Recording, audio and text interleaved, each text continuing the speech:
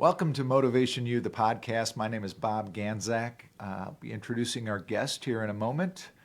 We're coming to you live from Spurrier's Gridiron Grill inside the Coach's Podcast Room here at Celebration Point. If you've not been to Spurrier's, this is some place that you really need to come. Not only the food, the atmosphere, the people you're going to see, the museum.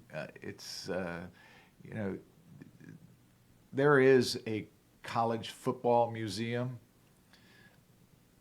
My own personal opinion, it's probably a subpar level of what we have here at Spurrier's Gridiron Grill because this is a real deal. And you might even see Coach, the old ball coach, walking around here and when you're here. So there's a lot of celebrities, a lot of people, just awesome food. So make sure you get an opportunity to come here. Of course, this podcast is about leadership, and we're going to get into that and find another individual's journey to leadership. We do have some Dale Carnegie classes going on. We have one right now going on in Lake City. We're in week 8 of the one here in Gainesville. I believe it's April 6th is the next one that starts in Jacksonville. So if you're interested, if you're in the Jacksonville area, make sure you look that up. You can find us at jacksonville.dalecarnegie.com, jacksonville.dalecarnegie.com. And we're filling that class up, so would love to have you be a part of it. The next Gainesville class will be coming in mid-May. I should have that on the website, maybe by the end of the day, probably by tomorrow at least. So that's where we are right now as far as Dale Carnegie is concerned, and getting our programs out there, getting people involved. We have 20-some people that will graduate next Tuesday night, and we had an inspirational evening like we hadn't had one before the other evening. So it's really, really something that you want to partake in, and it's so much fun to live in a community or be a part of a community where people are interested in developing themselves. As I was walking in today, Josh Vaughn, a local entrepreneur, stopped me and we had a short conversation, one of our graduates, and won the highest award of achievement in his program. But it's just nice to hear the successes people are having in their lives and how much of the credit they give to the Dale Carnegie program. Now, don't get me wrong. Josh Vaughn is successful because of sweat equity. The gentleman works his tail off. Yet, when you listen to him talk about the things that he learned that took him to the next level, that's really what the program is all about. Right now, I'm working with a group of healthcare professionals from HCA Florida, Lake City Hospital. We have 16 leaders from the hospital in that program right now, and it is so much fun just to watch them grow even after week 2. So my guest today, somebody that I have really wanted to bring into this podcast since I met her. Daisy, when did we meet? About a year and a half ago? About a year and a half ago. This is Daisy Frias. She is the Chief Operating Officer, Administrator for North Florida Pediatrics, a pediatric firm that's based out of Lake City but has offices throughout Florida. And just wonderful people. I've been able to work with Dr. Sam and Dr. Pam now for, like I said, 10, 11 years since I first met them. And just to watch the company grow. And when they hired you, I saw a turn. I saw a turn. Dr. Sam has had some wonderful people work for him over the years. Just really, really really good people that I really enjoy and have become good friends with. Yet when they hired you, it was like a turning point. And I'm so glad that you're here. Welcome to the podcast. Thank you for having me, Bob. So Daisy, let's talk about your leadership journey. One of my thoughts on leadership is that you don't have to have the last name of, Gates or Buffett or whatever it is to be a great leader. That some of our best leaders are living next door to us, people that are making an impact on people's lives. And you have 140, 145 employees at North Florida Pediatrics, and you impact all of those individuals. Where did life start for Daisy Frias? So I was born in San Juan, Puerto Rico. Spent a couple years there until my father joined the military. And then from there we traveled to different places, mainly Texas, and then eventually ended up in Europe. So was raised in Hanau, Frankfurt, on the base called Spring Hill. If it's still there, I'm not sure. Probably spent until about 9th grade in Europe. Spent 1 year between Europe and Puerto Rico, and then I eventually came here to Gainesville, Florida, and graduated from Buchholz High School. And from there, I joined Santa Fe Community College at the moment, or at that time, and got my associates from there. And then I continued to St. Leo University. I did a bachelor's in healthcare management with a minor in human resources. And from there, I completed my MBA with St. Leo University as well. Wow. Yeah. Incredible. How did you get to Gainesville, from Germany to Gainesville? What was the element that brought the family here? My mother actually has a really good friend. They were raised together, so pretty much like sisters. She was here, still is here, and that's kind of why we ended up in Gainesville. So Gainesville is kind having of that support for my mom, home for you. Yeah, actually, Even though you're up in Columbia County now and the Lake City area.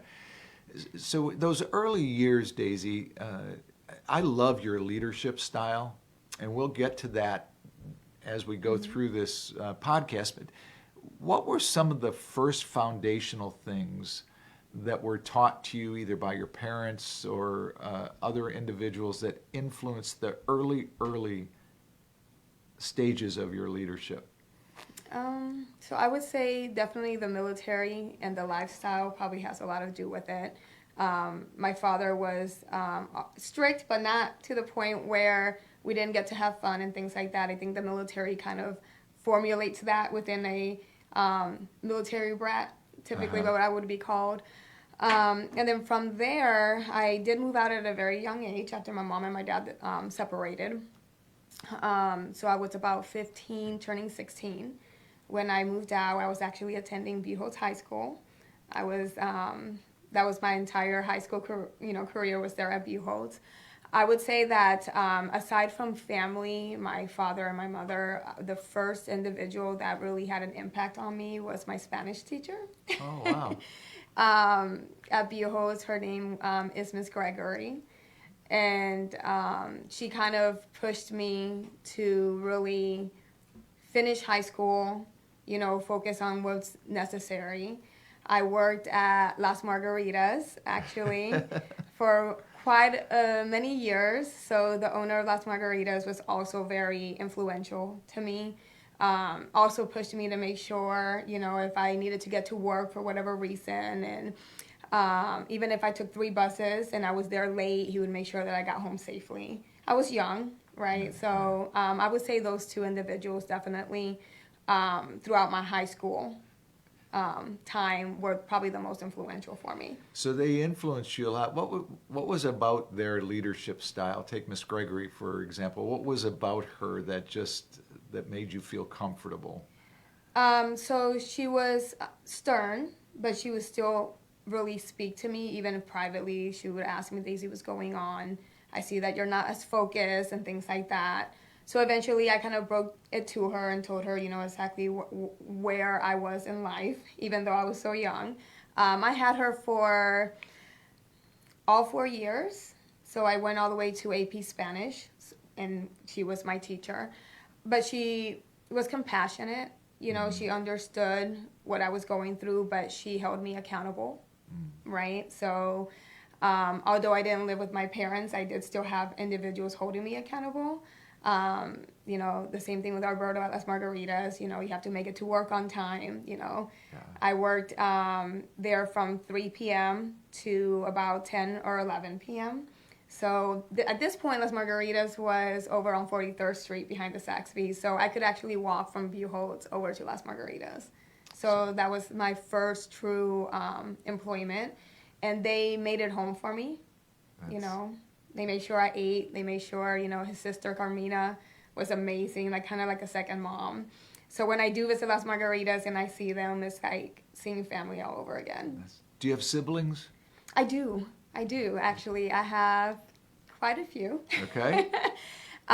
So my oldest sister, Dane, she lives over in Savannah, Georgia. And then I have my little brother, Pedro. He's actually in the military, so he's stationed up in Washington. And then we have my little sister, whose name is Xiomara. She's in Puerto Rico. And then, in addition, my father remarried, and I have Christian, Sebastian, and Sophia. Oh, wow. And they're on their teens, so I believe Christian now is about 15, turning 16. Sebastian about a year younger, and Sophia is probably about 11 now. When you left home, your immediate siblings, what did they stay there, or did they leave, or?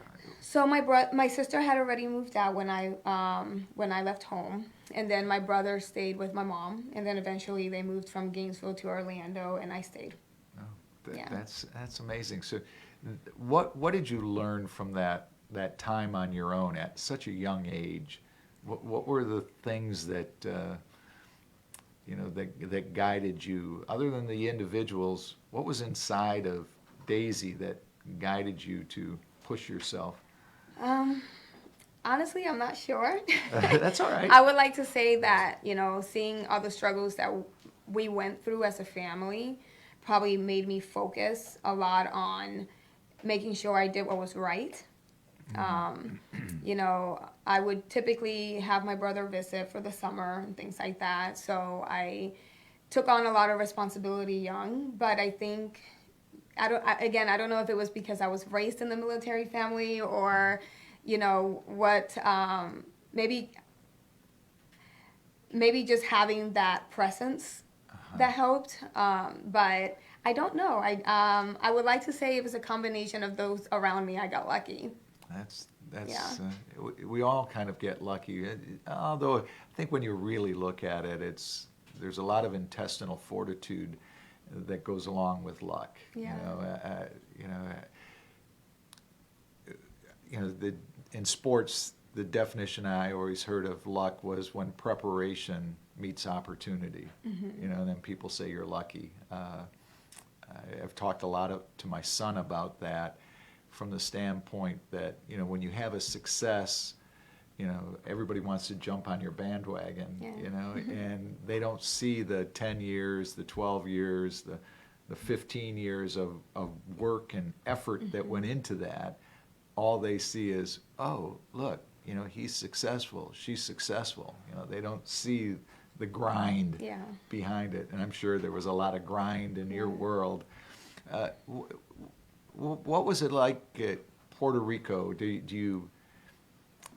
What are some of the things that you've kept from that from that part of your life, being born there and such a beautiful place? So I can tell you when went back in June, this past June, and took my daughter to meet my immediate family. We traveled with my father, and going back in June, then you realize all the things that you've forgotten about, you know, between the smell and the food and, you know, the family, the dialect, the just so much that goes into it. I think for me, you know, we took buses everywhere. Growing up, even when me and my sister, we moved there with my mom. Later on, we would take a bus, you know, 1 or 2 buses to school. And when it rains in Puerto Rico, it floods, right? So that meant that We got on the bus soaked, and the bus was probably like 60 degrees. So me and my sister will get clothes and shrivel together, and we were really cold. But just the neighborhoods that we came up in, seeing where my mom and my dad came from and wanting to provide more, long term, like they attempted and did for us. Mm-hmm. It's kind of like what keeps me kind of going. When I became a Dale Carnegie instructor back in 2011, I think it was, one of the gentlemen that I went through the program with was an attorney from San Juan, mm-hmm. Jose Alvarado. I'll always remember Jose. But he became an instructor also so that he could work, teaching the Dale Carnegie programs there. And we spent 2 weeks together in St. Louis, so we got to know each other really well, mm-hmm. Talking back and forth. But just to hear him, he just bubbles about the just the ambiance that is there. What was it like to move away, or have you moved back there? Did you say you moved back there? Yes. For a short period of time? Yes, for about a year we moved back. I love it. Even when we went back in June, it's a different feeling when you're, flying in. You're like, oh my God, we're home. It's that homey feeling. And then just seeing the people around you, and so much. There's joy. There's you see the development that has happened since, and as an adult, when you're looking at it, you're wondering, were there this many pharmacies when I was growing up, so that you kind of you experience it in a different level. You know what I mean? Yeah. You remember more, right? And I mean, one of the things that we love to do, which I did when I was there and try to show Zoe, is, catching lizards and iguanas. The lizards I'm okay with. Those iguanas get a little too big for me. Well, the baby iguanas, not the large iguanas. But yes, in general, it's just different. It smells mm-hmm. different, the ambiance, like you say, it's different. Mm-hmm. And I think it's for individuals like me that were born and raised there for quite a few years and then move away. When you come back, it really does feel like you're back home. Yeah, I don't remember any of the exact dishes, but I do remember when I was there, I absolutely loved the food. Yes. The food was just absolutely, I don't know how you would describe it. If it was, what do you call the type of cuisine it is? Because you're eating, it was just absolutely wonderful,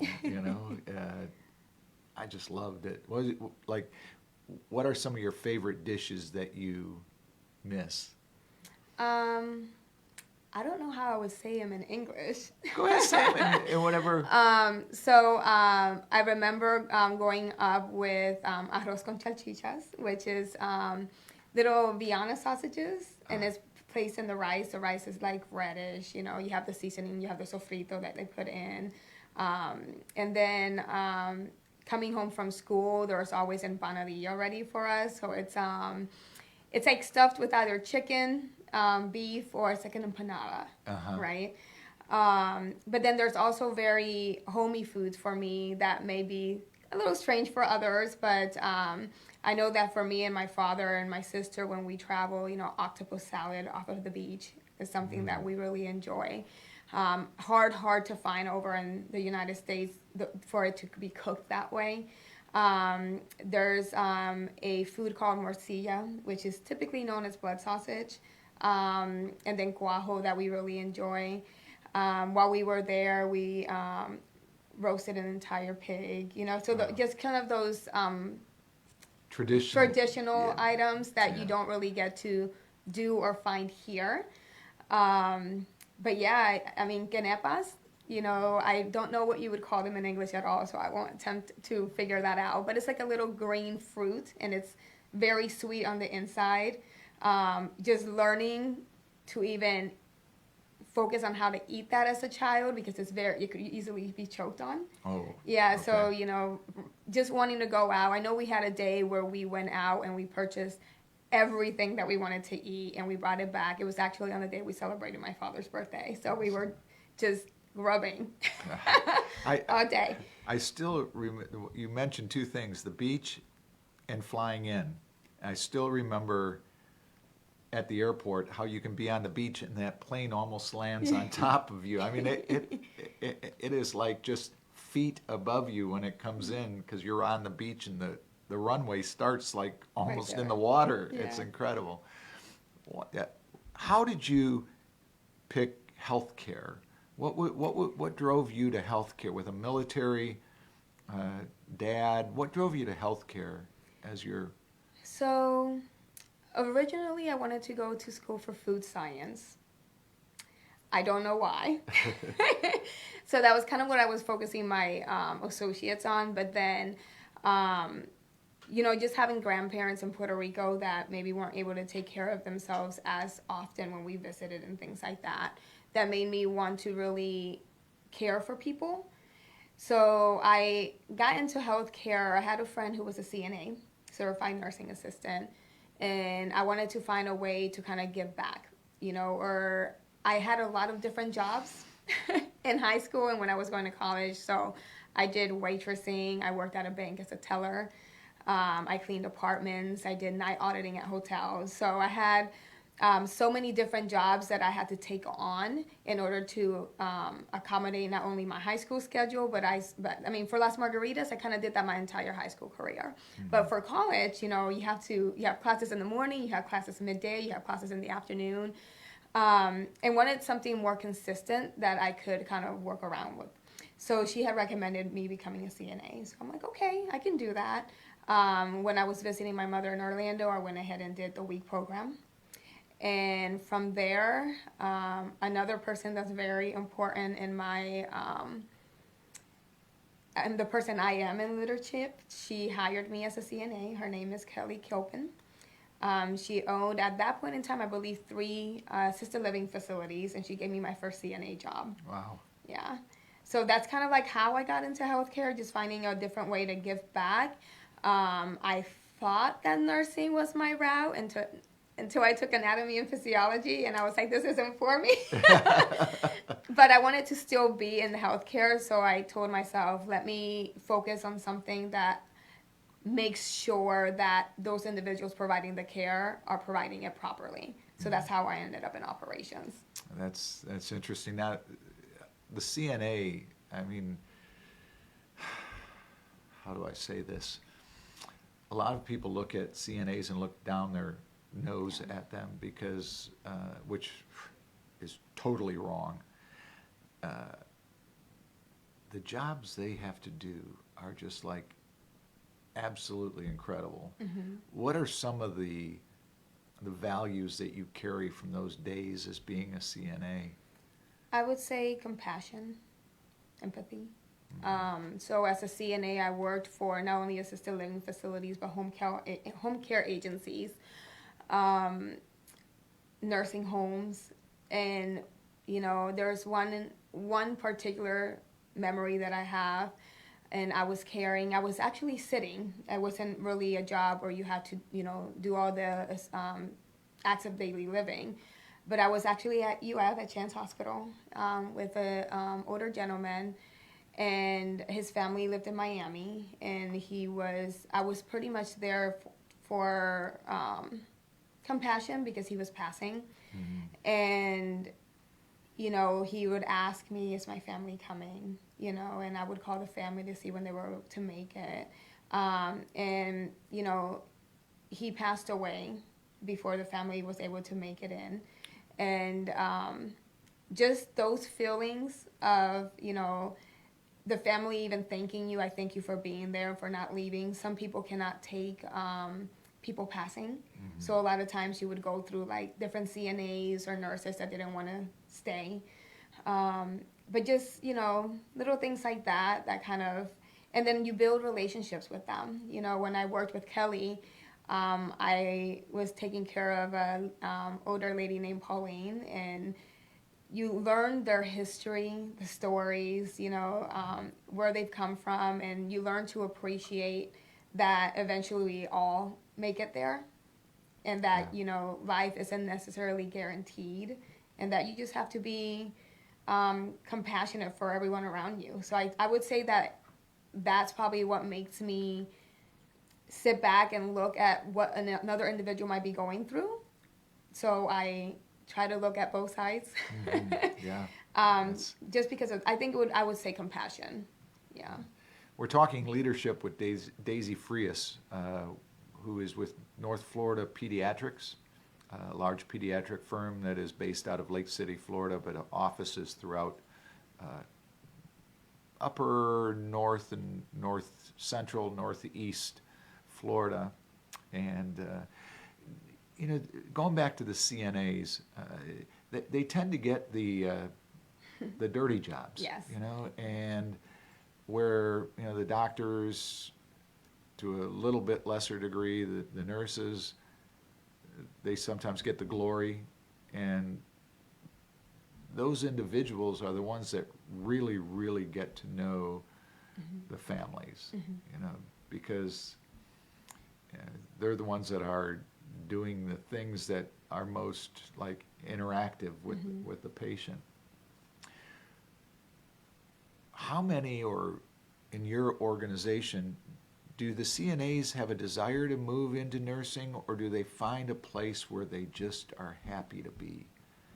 It's a combination. I would say that a lot of individuals or nurses go into CNA just so that they can start having some type of experience. From there, they'll get their CMA, which is a medical assistant. There's a little bit, there's guidelines that you have to follow as to what a CNA and a CMA can do.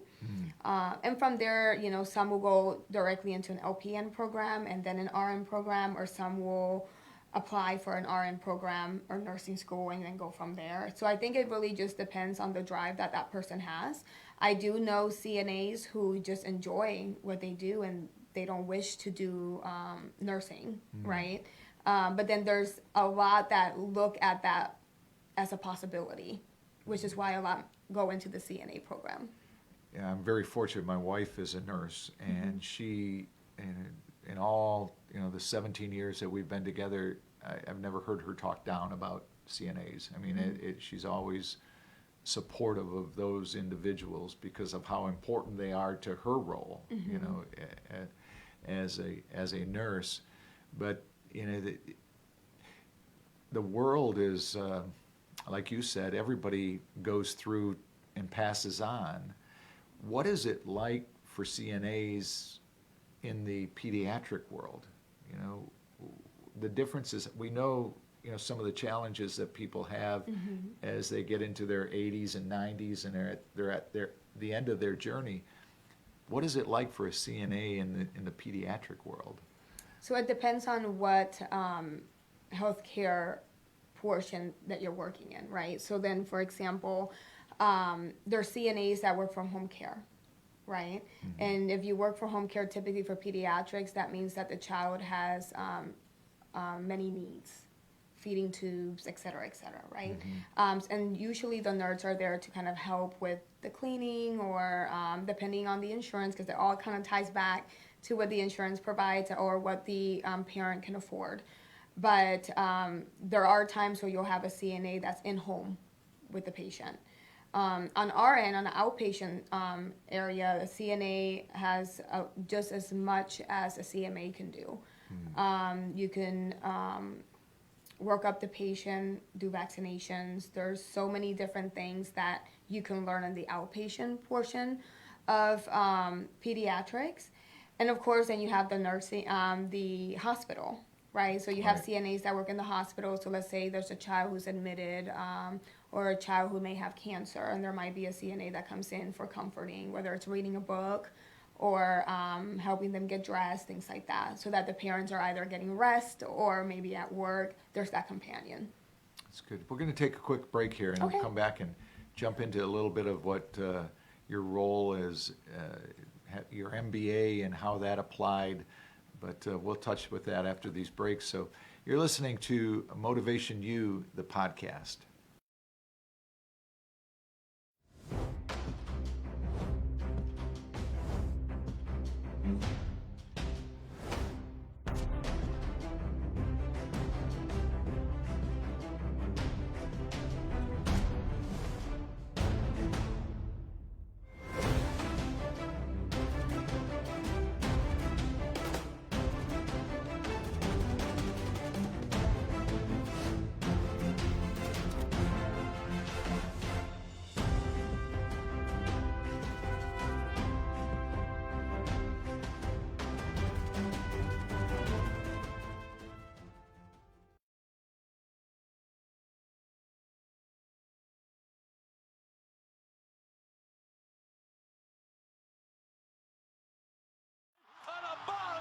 We still hear it. The sound of victory. The joy of being part of something great. And while things may not be the same right now, we haven't gone anywhere. If you bleed orange and blue, then Meldon Law is the firm for you.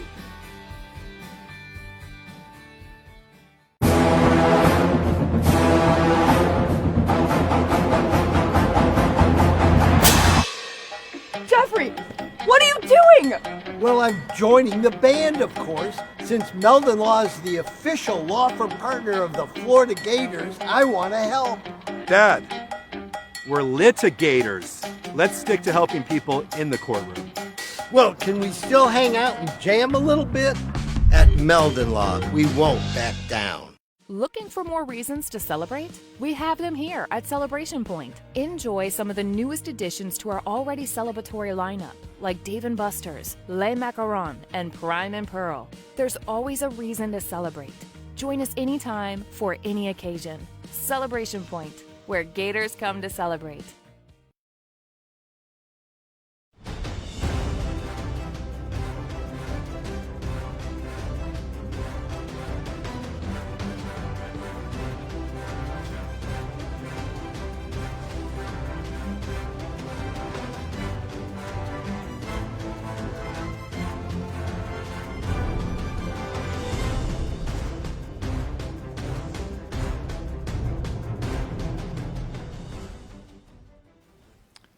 Welcome back to Motivation U, the podcast. My name is Bob Ganzak. With me today is Daisy Frias. We're coming to you live from Spurrier's Gridiron Grill inside the coach's podcast room. You know, you can rent this room. You can rent this room and have your meal in here. Sometime get Dr. Sam and Dr. Pam to say, hey, let's rent this room and have a little, and you can't hear anything. You know? Okay. It's soundproof, you know. I always worry about the GoPro camera up there in the corner, though. I'm concerned about that all the time. And that's Jared, our producer's camera, I have just been told. But this is just a fantastic place to be. And an entire Celebration Point, as it's growing and growing, and the job that Svein Dirkelbotten and his entire team has done from Viking to develop this area, that we have a place like this. If you're traveling up and down I-75, it's exit 384.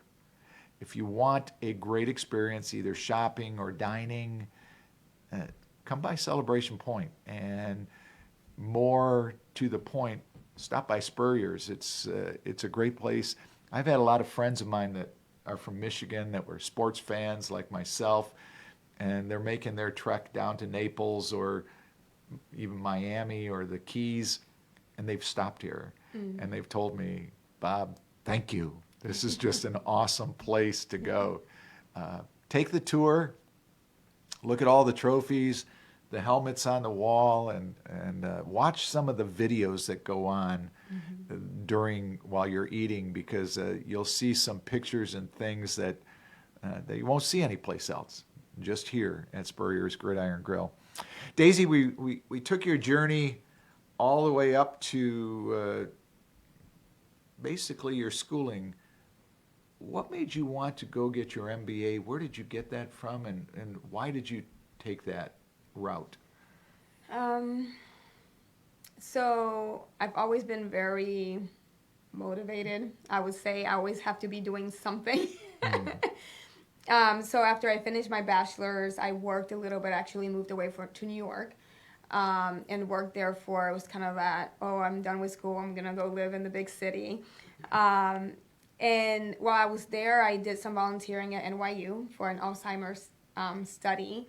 And I told myself, if I don't do it now, I probably will never go back and do it. So I finished my undergrad and then decided to just go ahead and do an MBA. And where did you do that at? At St. Leo University. At St. Leo. I did it remotely. Both of my children went to New York. That was their first stop. After school and early in their careers, they went to New York. They both spent a number of years there, quite a few years.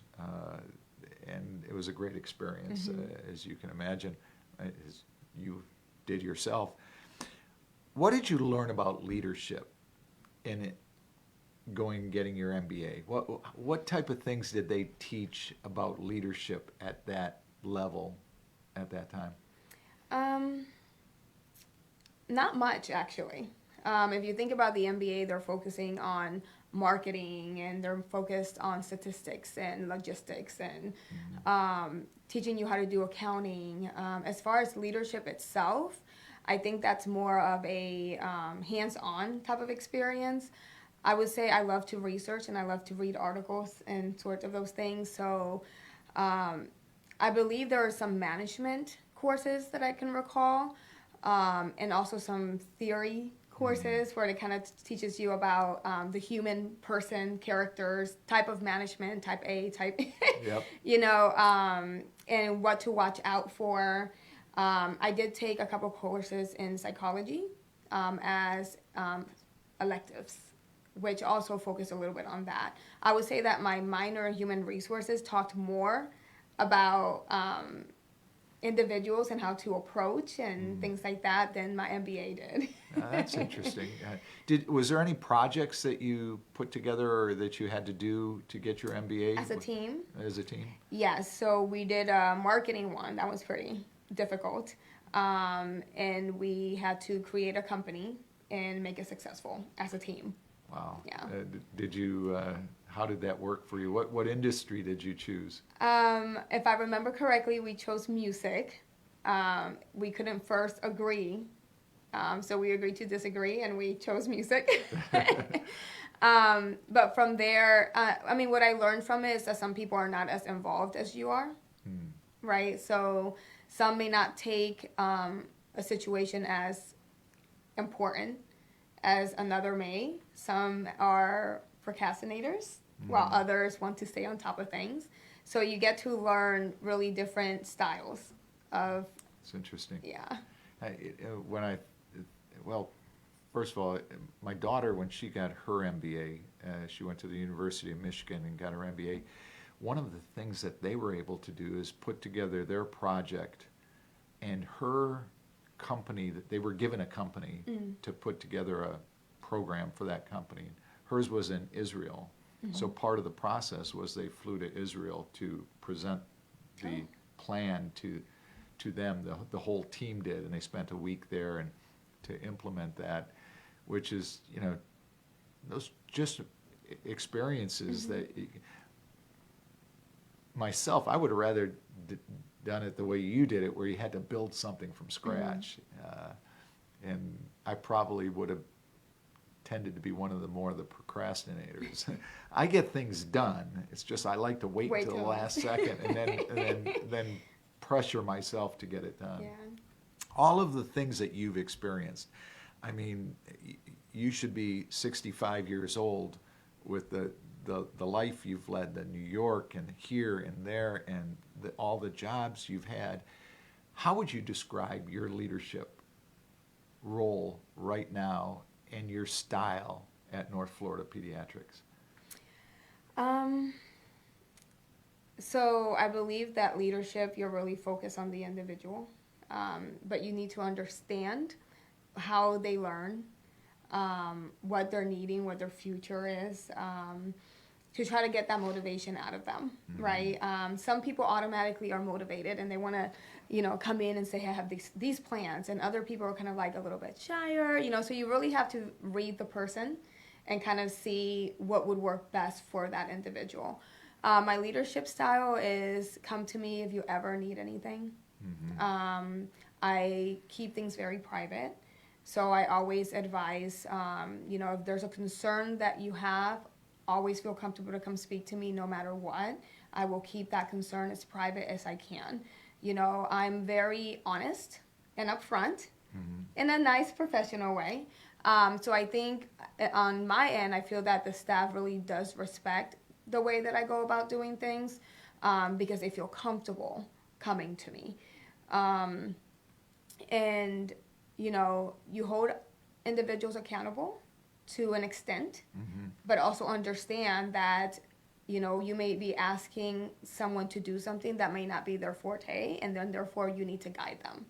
So be very hands-on where possible. I don't see, my title as someone who doesn't go down to the front desk and pick up a phone call, right? I know that about you, yes. I may be a COO, but first comes first, is our employees and our patients. So, when the staff sees that you're willing to come in and learn what they're doing, then they're more appreciative of, understanding that we're trying to understand all of their difficulties and concerns. But in return, you build that relationship, that connection, and then they're willing to also give back. Yeah. You have so many layers of egos in the healthcare industry. A lot of disclosure. I get to work with Daisy and the team at North Florida Pediatrics. We meet once a month, and I wish it was more. Yeah. But we meet once a month and spend a couple of hours together talking about leadership. You have so many egos from doctors and nurses and different people that work in different levels and places, and as you said, such a huge variety of different personality styles. How do you navigate that? How do you navigate the doctor that is treating the nurse practitioner one way and treating the nurses another way and fighting with other doctors? How do you navigate that? I would say respect, right? And your approach. For me, I believe it's a skill that you learn the individual just by talking to them and try to then approach them the way that you feel that they would want to be approached about whatever situation's happening, right? There's going to be times where you have to have difficult conversations, and the way you approach that difficult conversation is going to lay out how that conversation goes, right? So the first words that you pick, how you bring it up, right? There's some things that should be emailed, there's some things that should, be face to face. And then also keeping that conversation private so that they know that they have that freedom to say, okay, this is how I really feel. And then you kind of get down to the nitty-gritty of like why this is happening, right? Because you do have different individuals, and when you have so many different levels working together, there is tension. There's going to be times where not everyone agrees, but it's again finding that midway point where you learn to respect each other and you agree to disagree, but at the end of the day, we have a patient to take care of, right? And just bringing back that concept of like, why are we here and what we're doing and how we're impacting the community. So it's a combination of wearing multiple hats, I would say. I know we had that discussion in the past. But filling out the room when you're walking in to know what hat to wear. Yeah. There's such a disparity. In a lot of companies and corporations, there are not a lot of disparity in education. Like when I did work with Northrop Grumman, you're an engineer, you went through engineering school. They get more into what school did you graduate from? So they're like, well, my school was better than your school. That type of thing, which is really non-existent in that world. But you're dealing with individuals that maybe barely have a high school education, maybe some college, and then you're dealing with people that have, doctorates, that are medical doctors and have MBAs and different things on top of that. How does that play into a culture fit? How do you bring that culture together as a leader? I think again we'll be pushing that respect factor. We were all there at one point, right? We all graduated high school. We all had that. At some point we all only had a high school diploma, and it's really respecting that individual may not understand the concept of what an MD may be speaking about, right? But then also respect those roles. So, for me as a professional in operations, I would never go to an MD and try to tell him how to run his clinic, right? Right. On a clinical aspect side. But operationally, I may have more experience that will help guide, the way that the clinic should flow, right? The same, an MD can't expect a CNA or CMA to understand specifics, of what's going on medically with a patient, but they expect for them to understand the basics, right? I gotcha. So maybe that respect factor of, and also, I can tell you that at North Florida Pediatrics, what I've seen is individuals who love to train, who love to teach, so there isn't anybody that says, oh, I don't want to put that forth effort towards my nurse, or I don't want, we all, honestly, we talk to each other. We know, how many kids you have at home. We know what personal items are happening. We know if you're usually cheerful and you're upset. We know to come and say, hey, are you okay? And it's not just from leadership. It's from their colleagues. It could be someone from a different department, But I think at the end of the day, it all comes down also to that respect factor of respecting our individualities and differences. You're very fortunate that you get to work with Dr. Sam and Dr. Pam too. Two people that I admire greatly, and I admire them for many, many, many reasons. One of them is they're always trying to improve themselves, and that, sometimes people get to a certain position and then they rest on those laurels, whatever they've built.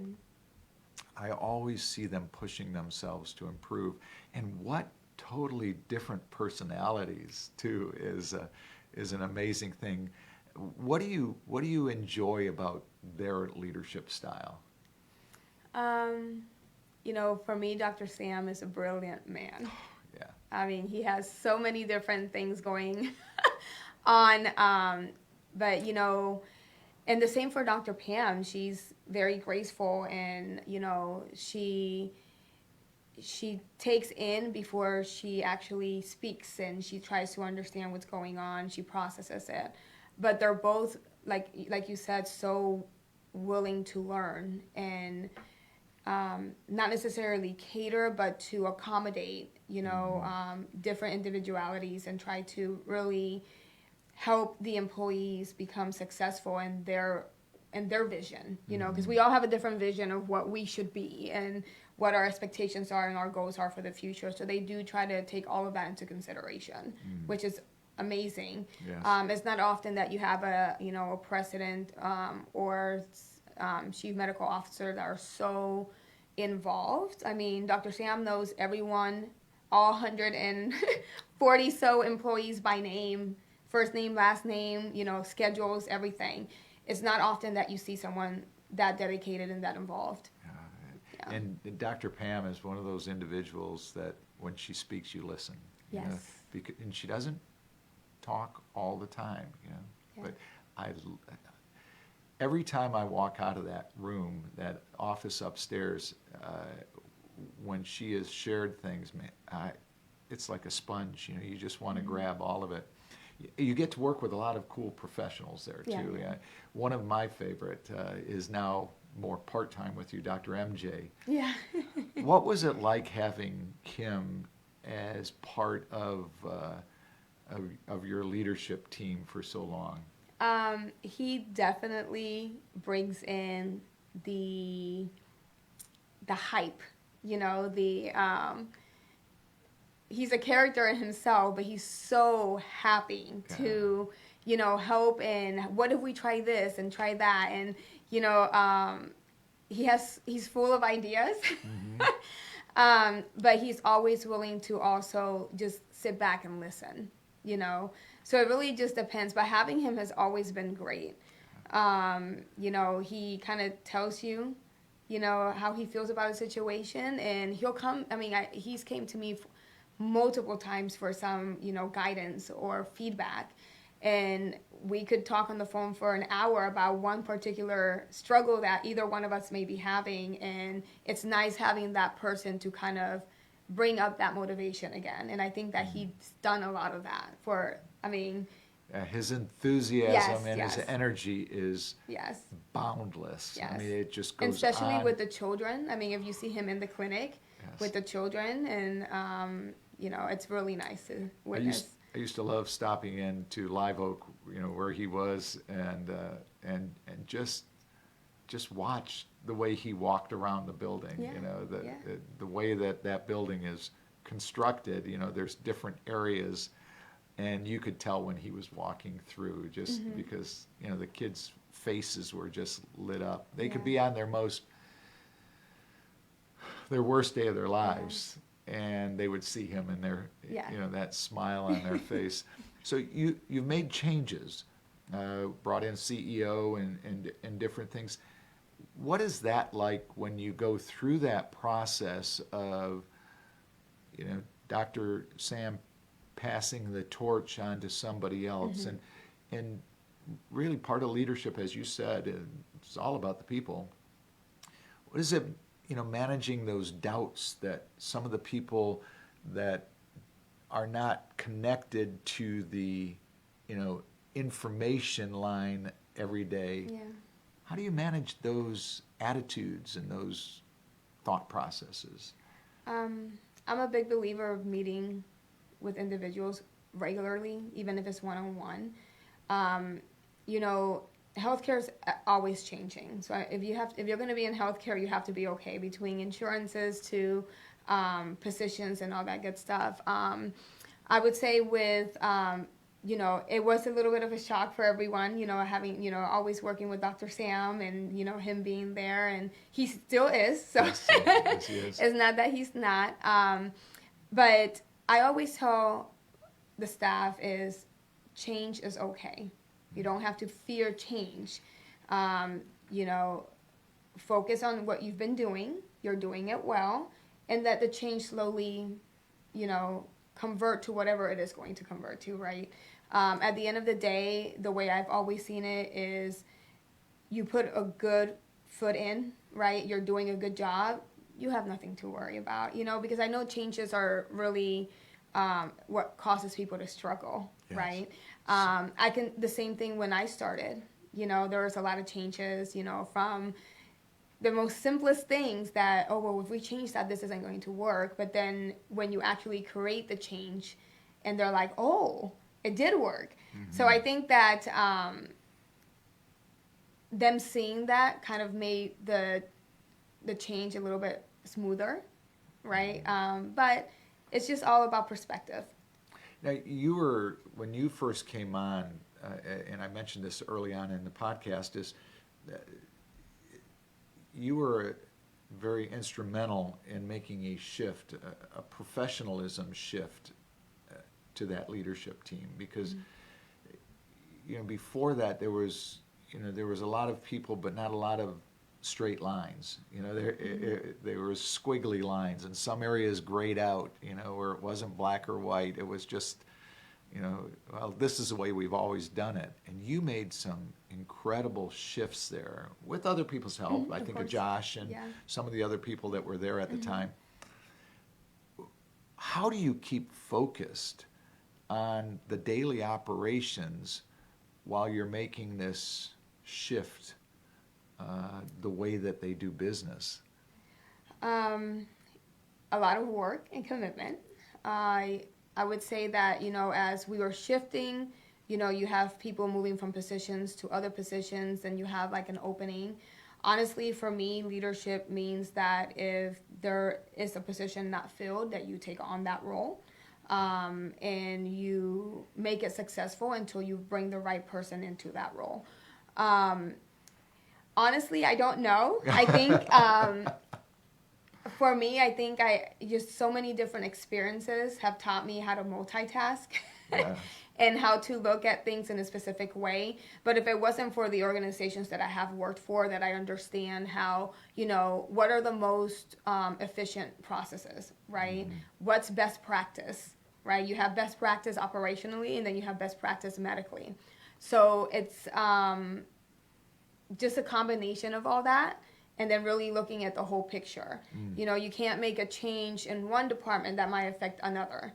So you have to really go in, such as like a consultant, and really look at everything and how it's operating and what you can change, but it takes time. Yeah, right? sometimes we want to put this fire out, but it's better to let that fire burn Correct. a little while. And focus on another. Correct. Yeah. Now you've been able to bring in some of your own people too that you brought in and that you work well together with. Mm-hmm. Is that helpful? I mean, some COOs take over a team and keep that team, together. And you brought in some real key individuals, or they were brought in after you came here. What is that? I mean, what is the difference in leadership from working with somebody else's team or putting together your own team? Neither really affects me. I would like to say it really just depends on what that leadership team is willing to put in. If that leadership team that I'm arriving into is actively, okay, I have ideas, this is what we're going to do, okay, and willing to accept the changes that are coming so that the company and the organization can continue to grow, then it's an easy transition. It's when you have that pushback that makes it a little bit hard, right? Because having a leadership team is not just about people who are willing to act. You want a leadership team that's willing to say, hey, Daisy, that's not going to work and this is why, right? You want a leadership team that says, we can't do this. That evidence, Correct, you want the reason. Yeah, because at the end of the day, they are the subject experts. They're doing the job every single day. So if I believe that if you're going to change something, you don't change it, you discuss it.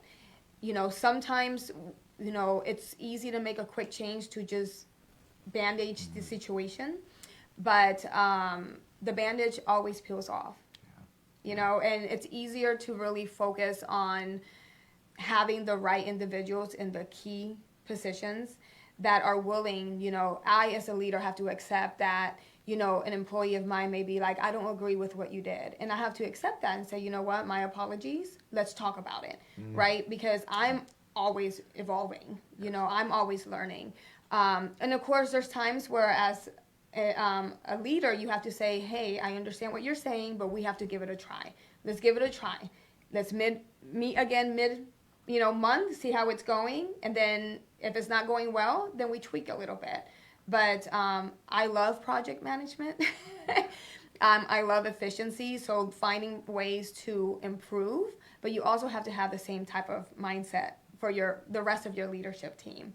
As far as working with individuals that I've worked with in the past, I don't typically have really, really close relationships with coworkers or colleagues, mainly professional.